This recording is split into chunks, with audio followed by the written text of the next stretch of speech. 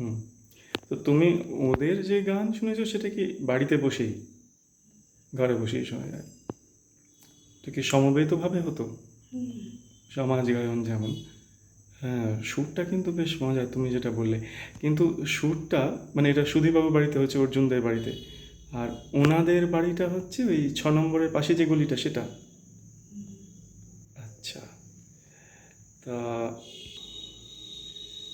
তা কোনোভাবে কোনো কিছু ওদের উচ্চারণটা কোনো একটু ঠিক করে দিও না, এদিক ওদিক মেজে ঘষে নিও না। একেবারে যে সুরে গাইতেন সেটা যদি ভুলও হয় বা যদি একটু তোমার অপছন্দেরও হয়, তুমি একেবারে ওদেরটাই অনুকরণ করে গাওয়ার চেষ্টা করো, ওদের মতো করে। সেটা একটু তুলে রেখে দিই আমি। হরি হর নম কৃষ্ণ যাদবায় যাদবায় মাধবায় কেশবায় নমঃ হরি হর নম কৃষ্ণ যাদবায় নমঃ। এইভাবেই ওরা গাইতেন মানে। হ্যাঁ, সেই জন্যই বললাম যে বিসর্গ ইত্যাদি একদম কোনোভাবে তোমার মতো করে বদলে দিও না। আমি আহ, আচ্ছা, এর একটা শাস্ত্রায়িত রূপ জানো, আমি শুনেছি। তোমায় যেটা বলছিলাম সেটা খুব ইন্টারেস্টিং। এবং এটা নিঘাত তার থেকে এসছে যাতে সকলে গাইতে পারে, একটু সরলীকৃত, তবে তরলীকৃত নয়। ওরা কোন গুরু পরম্পরা তুমি বলছো মনে পড়ছে না, কিন্তু ছবি দেখালে বলতে পারবে তো? আচ্ছা, আচ্ছা।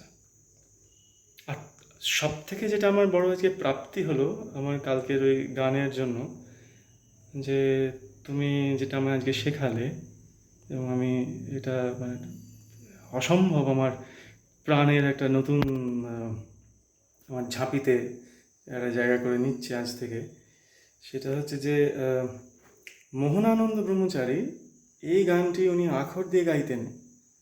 এবং কিন্তু মোহনানন্দ কোন পরম্পরা সেটা তো বোধহয় বইতে পাবো, কারণ বুদ্ধদেব বাবু চলে গেছেন, ভট্টাচার্য, মধুসূদন সরস্বতী বংশধর, স্ত্রী তো প্রথম দিকের শিষ্যা, তখন ইয়াং মোহনানন্দ।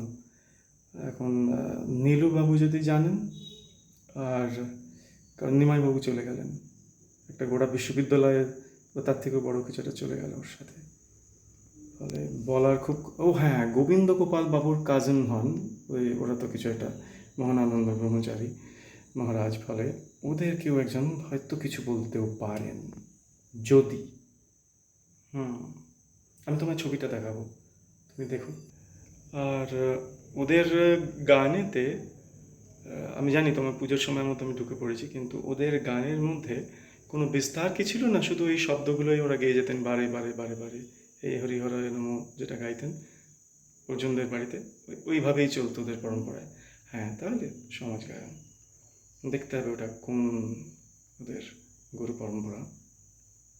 কি সুন্দর ছিল না পৃথিবী তখন!